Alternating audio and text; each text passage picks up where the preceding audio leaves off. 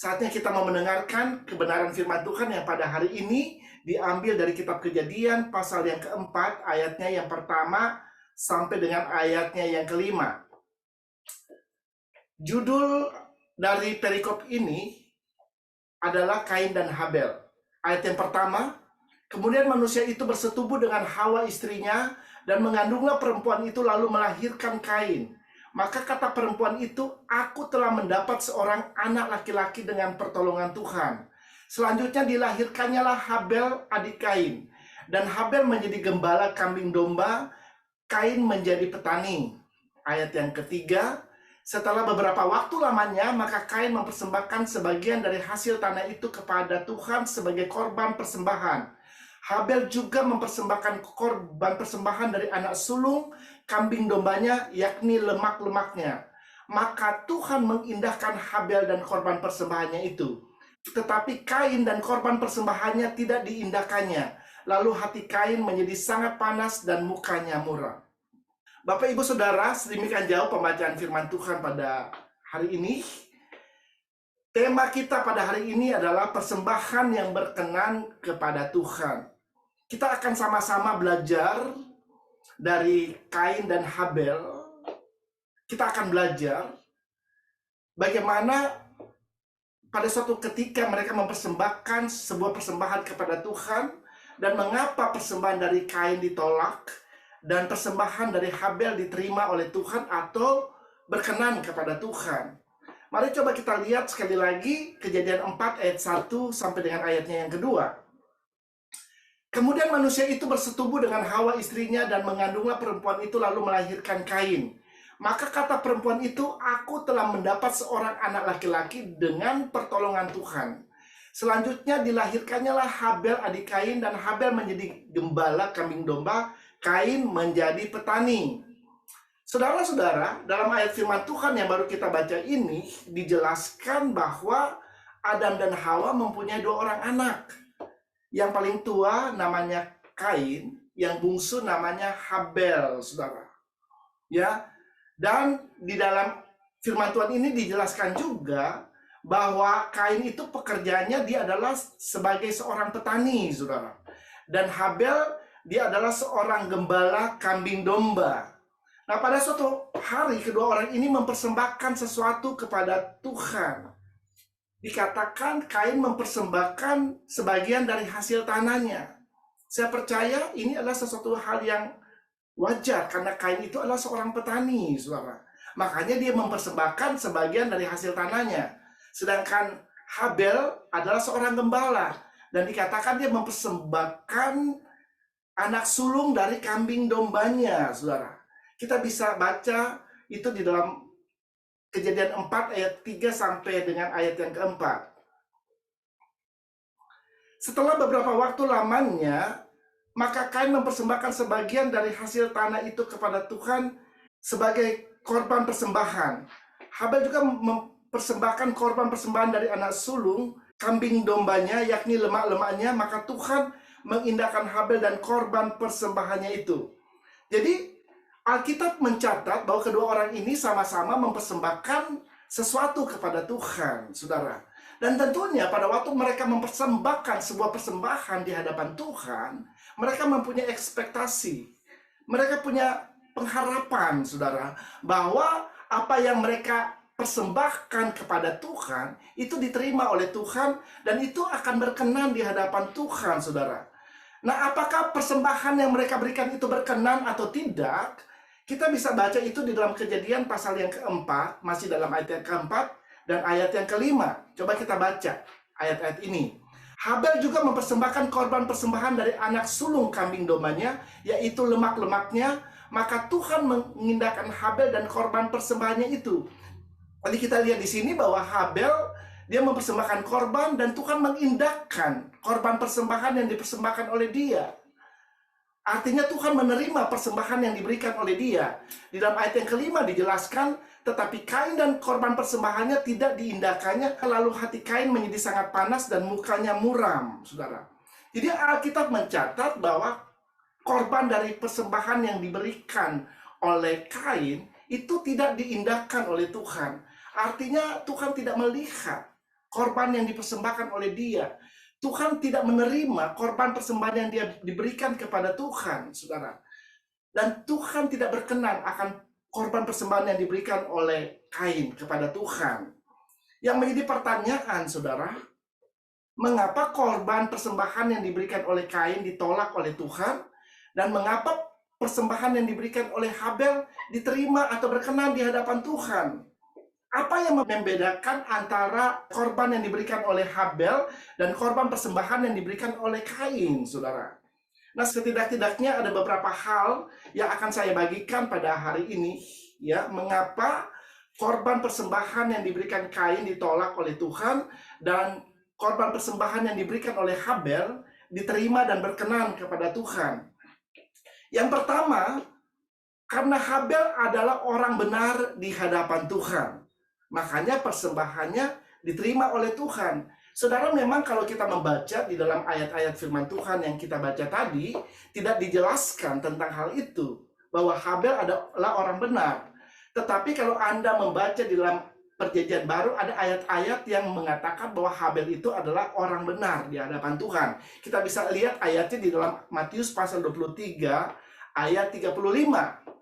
Supaya kamu menanggung akibat penumpahan darah orang yang tidak bersalah, mulai dari Habel, orang benar itu.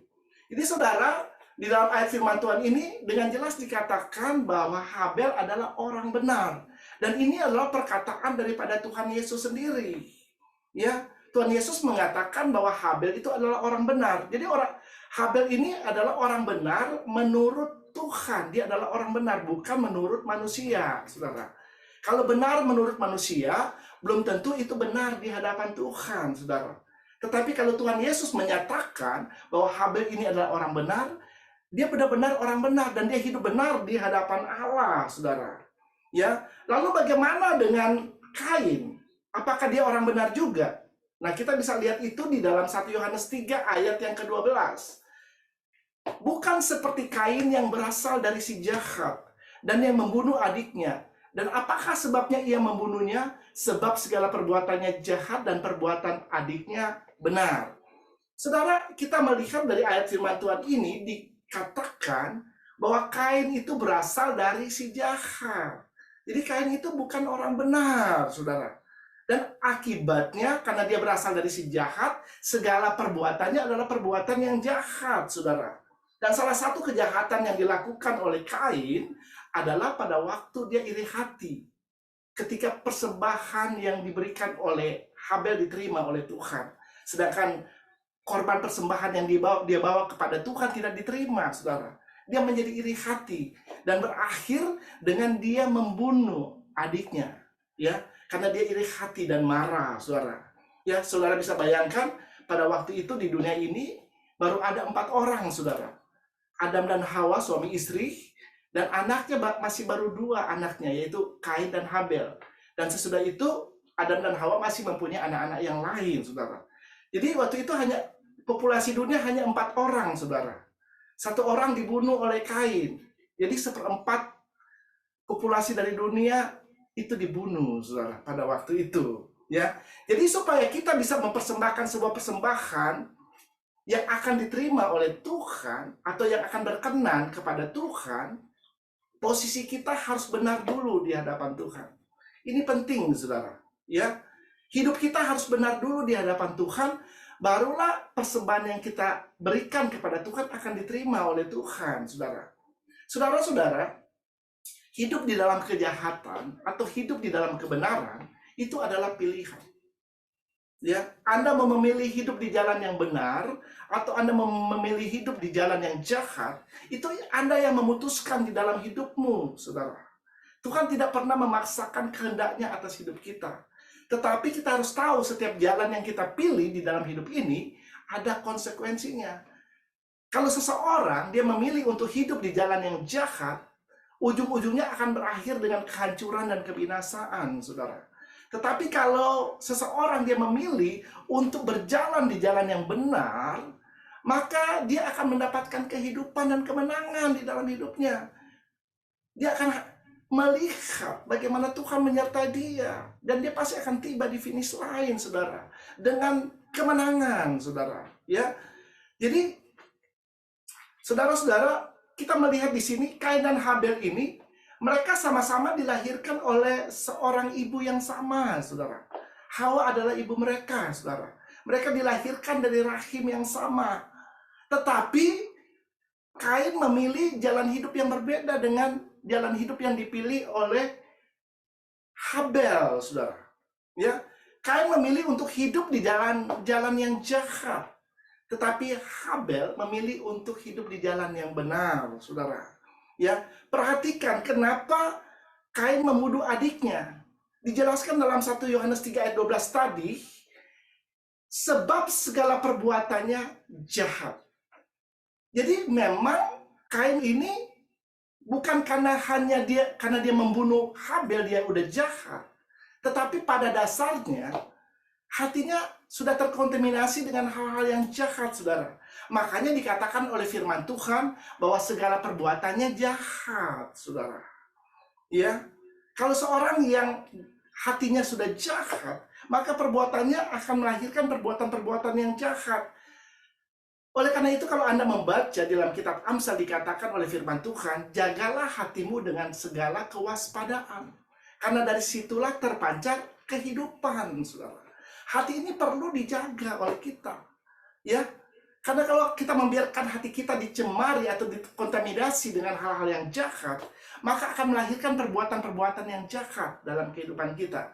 Tapi kalau kita menjaga hati kita dengan segala kewaspadaan, maka dari situ akan terpancar kehidupan, saudara. Ya, saudara jaga hati kita. Ya, jangan sampai hati kita dicemari oleh hal-hal yang jahat. Kita bisa baca ayatnya di dalam Matius 15 ayat 19. Kalau hati itu terkontaminasi dengan hal yang jahat, akan timbul segala macam kejahatan. Matius 15 ayat 19, karena dari hati timbul segala pikiran jahat, pembunuhan, perzinahan, percabulan, pencurian, sumpah palsu, dan hujat. Saudara lihat di sini, hati itu kalau sudah dicemari dengan kejahatan, ya, akan menimbulkan pikiran-pikiran yang jahat, saudara. Ya, bahkan akan menimbulkan perzinahan, percabulan, pencurian, dan sebagainya. Itu kalau seseorang tidak menjaga hatinya, saudara. Ya, demikian juga dengan kehidupan dari Kain. Ya, Kain bukan dikatakan dia jahat karena dia membunuh adiknya, tetapi memang segala perbuatannya sudah jahat. Sehingga pada waktu dia membawa korban persembahan di hadapan Tuhan, Tuhan melihat hati dia. Hatinya sudah tidak benar di hadapan Tuhan. Karena dia sudah terbiasa melakukan kejahatan di dalam hidupnya. Makanya pada waktu dia mempersembahkan sesuatu kepada Tuhan, persembahannya itu ditolak oleh Tuhan. Tidak diterima oleh Tuhan. Berbeda dengan adiknya. Dikatakan bahwa Habel, dia hidup benar di hadapan Allah. Dan segala perbuatannya adalah perbuatan yang benar. Jadi pada waktu Habel membawa korban persembahan di hadapan Tuhan, Tuhan melihat hati Habel. Orang ini adalah orang benar. Ya, dan dia bisa membawa suatu persembahan yang benar di hadapan Allah. Dan itu diindahkan oleh Tuhan. Artinya Tuhan berkenan kepada persembahan yang diberikan oleh Habel, saudara. Jadi, saudara, kita bisa mempelajari ada satu kebenaran di sini, bahwa yang pertama yang dilihat oleh Tuhan itu adalah orangnya dulu. Hidup kita dulu yang dilihat oleh Tuhan. Apakah kita benar atau tidak di hadapan Dia? Baru persembahannya, saudara. Ya, kalau hidup kita jahat, kalau hati kita jahat, maka otomatis persembahan kita akan ditolak oleh Tuhan. Ya, tetapi kalau kita hidup benar di hadapan Allah, pada waktu Anda mempersembahkan sesuatu kepada Tuhan, pasti persembahanmu itu akan berkenan di hadapan Tuhan. Jadi posisi kita harus benar di hadapan Allah. Ya, kalau Anda membaca dalam Yakobus pasal yang kelima, dijelaskan tentang doa. Dikatakan bahwa doa orang benar, bila dengan yakin didoakan, sangat besar kuasanya. Saudara perhatikan, doa orang benar. Ya, orang itu harus benar dulu, baru doanya besar kuasanya. Ya, bukan sembarang orang yang berdoa, doanya itu besar kuasanya. Harus doa orang yang benar. Penting sekali kata benar. Ya, karena doa orang benar itu artinya orang itu hidup di dalam kebenaran. baru doanya powerful, baru doanya berkuasa, baru doanya akan didengar oleh Tuhan. Kalau orang hidup di dalam kejahatan, maka doanya tidak akan didengar oleh Tuhan. Firman Allah berkata, bukan telingaku kurang tajam untuk mendengar doamu, bukan tanganku kurang panjang untuk menolongmu, tapi yang memisahkan engkau dengan aku adalah segala dosa dan kejahatanmu. Itu kata firman Tuhan, ya. Dan kalau Anda membaca juga dalam kitab Yohanes pasal yang keempat, yang berbicara tentang penyembah-penyembah yang benar, dikatakan tetapi saatnya akan datang dan sudah tiba sekarang, bahwa penyembah-penyembah yang benar akan menyembah Bapa di dalam roh dan kebenaran. Sebab Bapa menghendaki penyembah-penyembah yang demikian. Ya, jadi penyembah-penyembah yang benar. Penyembah itu harus benar. Baru dia bisa menyembah Tuhan secara benar, saudara. Dan penyembahannya bisa diterima oleh Tuhan. Ya, jadi kalau penyembahnya nggak benar, nggak bakalan penyembahannya diterima oleh Tuhan. Saudara, kalau berbicara tentang penyembahan, bukan hanya berbicara tentang kita memuji dan menyembah Tuhan, saudara. Tetapi berbicara tentang kehidupan kita secara total. Totalitas kehidupan kita. Ya, day by day, pada waktu kita berbicara, pada waktu kita melihat, pada waktu kita berpikir, ya, pada waktu kita melakukan segala sesuatu, ya, kita harus melakukan itu secara benar, saudara. Ini adalah penyembah yang benar, saudara. Orang-orang Kristen, pengikut Kristus, harus bisa menjadi penyembah-penyembah yang benar. Jadi kalau orang memilih untuk hidup secara benar di hadapan Allah, saya percaya apapun persembahan yang dia bawa kepada Tuhan, pasti akan berkenan dan diterima oleh Tuhan. Itu yang pertama, saudara. Yang kedua, kenapa persembahan Habel diterima dan persembahan Kain ditolak oleh Tuhan? Yang kedua, karena Habel mempersembahkan korban persembahan dengan iman kepada Tuhan, sedangkan Kain tidak, saudara. Nah, kita bisa baca di dalam Ibrani 11 ayat yang keempat. Sekali lagi, Ibrani pasal 11 ayat yang keempat bunyinya demikian. Karena iman, Habel telah mempersembahkan kepada Allah korban yang lebih baik daripada korban Kain. Dengan jalan itu ia memperoleh kesaksian kepadanya bahwa ia benar, karena Allah berkenan akan persembahannya itu, dan karena iman ia masih berbicara sesudah ia mati. Saudara, perhatikan, dari firman Tuhan ini dikatakan karena iman Habel mempersembahkan korban yang lebih baik dari Kain. Jadi pada waktu Habel mempersembahkan korban persembahan di hadapan Tuhan, dia itu mempersembahkan dengan iman, saudara. Ya, jadi Habel ini adalah orang yang beriman. Nah, kalau di sini dibilang Habel adalah orang yang beriman, berarti Kain bukan orang beriman, saudara.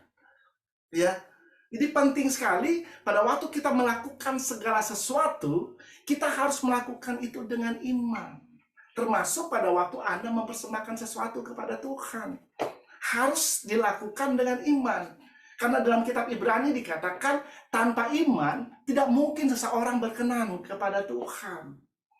Ya, apapun yang engkau lakukan dalam hidupmu, tanpa engkau lakukan itu dengan iman, itu sia-sia, tidak berkenan kepada Tuhan. Harus dilakukan dengan iman. Ya, bahkan dikatakan dalam firman Tuhan di dalam kitab Roma, ya, apapun yang kita lakukan harus didasarkan oleh iman. Ya, kalau tidak didasarkan oleh iman, itu dosa di mata Tuhan. Jadi apapun yang Anda lakukan, mari lakukan itu dengan iman dan kepercayaan penuh kepada Tuhan. Orang benar itu adalah orang beriman. Yang namanya orang beriman, dia akan hidup dengan iman dan kepercayaan kepada Tuhan. Dia akan berjalan dengan iman. Dia akan menjangkau semua janji-janji Allah dengan iman. Dia akan meraih semua janji-janji. Dia akan meraih semua kemenangan demi kemenangan yang sudah disiapkan Allah dengan iman juga, saudara. Dan dia hidup day by day, hari lepas hari, dengan iman dan kepercayaan yang penuh kepada Tuhan. Haleluya. Jadi itu yang kedua, saudara. Mengapa persembahan Habel diterima oleh Tuhan? Karena dia mempersembahkan dengan iman. Ya, yang ketiga, saudara. Mengapa persembahan Habel diterima dan Kain tidak? Karena Habel memberikan korban persembahan yang lebih baik daripada korban persembahan yang diberikan oleh Kain. Ya, jadi di dalam bahasa Inggris dikatakan persembahan yang diberikan oleh Habel itu more excellent sacrifice. Ya, lebih excellent daripada yang dipersembahkan oleh Kain. Jadi Habel memberikan persembahan yang lebih excellent, saudara. Saudara, kalau engkau bekerja dan mendapatkan penilaian yang excellent, itu berarti suatu penilaian yang sangat mengagumkan. Ya. Nah, kalau dikatakan more excellent, itu artinya lebih daripada excellent, saudara. Nah, ini sangat luar biasa. Ya. Makanya persembahan yang dia bawa di hadapan Tuhan sangat berkenan kepada Tuhan. Karena pada waktu dia memberikan persembahan kepada Tuhan, itu memang dia lihat, dia perhatikan. Ya, kambing domba yang dia miliki, dia lihat. Ada banyak kambing domba yang baik pada waktu itu. Tetapi dia memilih yang paling baik dari yang terbaik, saudara. Itu yang dia ambil. Ya, dia potong dan dia persembahkan kepada Tuhan, saudara. Jadi persembahan yang diberikan oleh Habel bukan persembahan yang asal-asalan, saudara. Tapi benar-benar persembahan yang dia pilih. Yang terbaik yang dia berikan kepada Tuhan, saudara.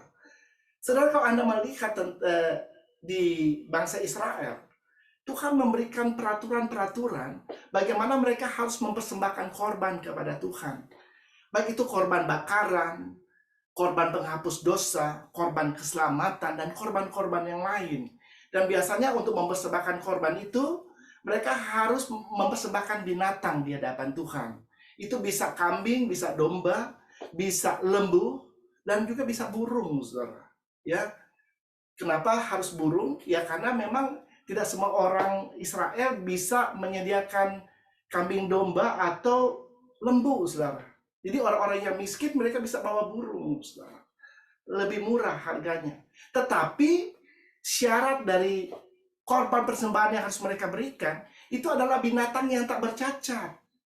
Ya, nggak boleh dibawa mereka binatang yang sakit, saudara. Kalau ada binatang yang sakit, misalnya buta matanya, atau timpang, atau sakit-sakit yang lain, ya itu tidak boleh dipersembahkan kepada Tuhan. Karena itu tidak akan diterima oleh Tuhan. Kalau Anda membaca dalam kitab Maleaki, ya, di sana Tuhan menegur bangsa Israel, ya, karena mereka membawa suatu persembahan yang cemar di mezbahnya Tuhan, saudara. Binatang yang sakit dibawa oleh mereka, yang buta, yang timpang, itu mereka bawa, mereka persembahkan kepada Tuhan. Tuhan berkata, engkau tidak menghormati aku, engkau menghina aku, dengan memberikan persembahan yang cacat seperti itu. Ya, Tuhan tidak, kalau udah cacat, ya itu Tuhan pasti tidak akan menerima, saudara. Ya, kalau kita memberikan kepada Tuhan, berikan yang terbaik bagi Tuhan. Amin. Siapa yang memberikan yang terbaik bagi Tuhan? Saya percaya kita semua mau memberikan korban persembahan yang terbaik bagi Tuhan. Karena Allah Bapa di sorga sudah memberikan contoh terlebih dahulu buat kita. Dengan dia memberikan anaknya yang tunggal. Anak satu-satunya dia berikan kepada kita. Tuhan Yesus itu dikatakan dia adalah the darling of heaven. Dia itu adalah kesayangannya surga, saudara. Tetapi Bapa rela untuk memberikan Tuhan Yesus untuk menebus dosa kita. Dia adalah anak domba yang tak bercacat, diberikan kepada kita untuk menjadi korban, sehingga kita yang percaya kepadanya tidak binasa, tetapi boleh memperoleh kehidupan yang kekal. Ini luar biasa, saudara, kalau Anda merenungkan tentang kasih Tuhan kepada kita, bagaimana dia mempersembahkan sesuatu yang terbaik yang dia miliki di dalam hidupnya, yaitu anak yang tunggal dia berikan kepada kita. Ini sesuatu persembahan yang sangat terbaik dan sangat luar biasa yang pernah Tuhan berikan kepada umat manusia. Sehingga dengan persembahan yang diberikan kepada kita itu, kita boleh memperoleh keselamatan. Kita yang harusnya binasa, harusnya dimurkai oleh Tuhan. Tapi dengan persembahan yang diberikan kepada kita, kalau kita percaya kepada Yesus, maka Anda akan mendapatkan keselamatan, saudara. Haleluya. Dan kalau Anda melihat juga tentang Abraham, ya, Abraham pada waktu dia mendapatkan Ishak, itu dia dapatkan dalam usianya yang sudah tua, saudara. Tetapi pada waktu Tuhan meminta supaya Ishak dipersembahkan kepada Tuhan. Dia rela memberikan Ishak kepada Tuhan. Ini yang terbaik yang dia miliki, saudara. Bayangkan, dia tentunya pasti sangat sayang kepada Ishak. Tetapi karena ini yang Tuhan minta, dia rela memberikan Ishak sebagai korban persembahan. Dan dia lakukan ini dengan iman. Ya, makanya Abraham disebut bapak orang beriman, saudara. Tadi di dalam poin yang kedua, saya sudah sampaikan, pada waktu kita melakukan sesuatu, lakukan itu dengan iman. Ya, dan buktinya, dia tidak pernah kehilangan Ishak di dalam hidupnya, saudara. Malah Tuhan memberkati dia dengan berlimpah-limpah, saudara.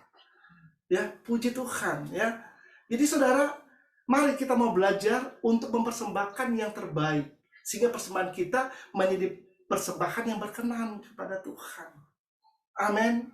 Ya, saya tidak akan memperpanjang khotbah pada hari ini. Ya, kita sudah belajar dari kisah tentang Kain dan Habel, bagaimana mereka mempersembahkan sebuah persembahan kepada Tuhan, dan mengapa persembahan dari Kain tidak diindahkan atau ditolak oleh Tuhan. Tuhan tidak berkenan kepada persembahannya, dan kenapa persembahan dari Habel diterima oleh Tuhan. Artinya Tuhan berkenan kepada apa yang dia persembahkan di hadapan Tuhan. Ya, yang pertama tadi, posisi kita harus benar di hadapan Tuhan. Ya, hidup benar itu adalah mandatori. Ya, keharusan bagi setiap orang yang percaya. Ya, yang kedua, mempersembahkan sesuatu harus selalu dengan iman. Ya, karena firman Allah berkata, tanpa iman tidak mungkin orang berkenan kepada Allah. Yang ketiga, mari kita memberikan yang terbaik, dan hanya yang terbaik bagi Tuhan. Ya, berikan yang terbaik, jangan berikan yang sisa-sisa di dalam hidupmu, saudara. Pada waktu untuk memberikan waktu, berikan yang terbaik. Waktu untuk memberikan tenaga, berikan yang terbaik. Pada waktu untuk memberikan materimu kepada Tuhan, berikan yang terbaik. Jangan yang sisa-sisa yang kau bawa kepada Tuhan. Amin, saudara. Dan saya percaya, kalau 3 hal ini kita lakukan di dalam hidup kita, saya percaya apapun yang kau persembahkan kepada Tuhan, itu akan berkenan dan diterima oleh Tuhan. Amin.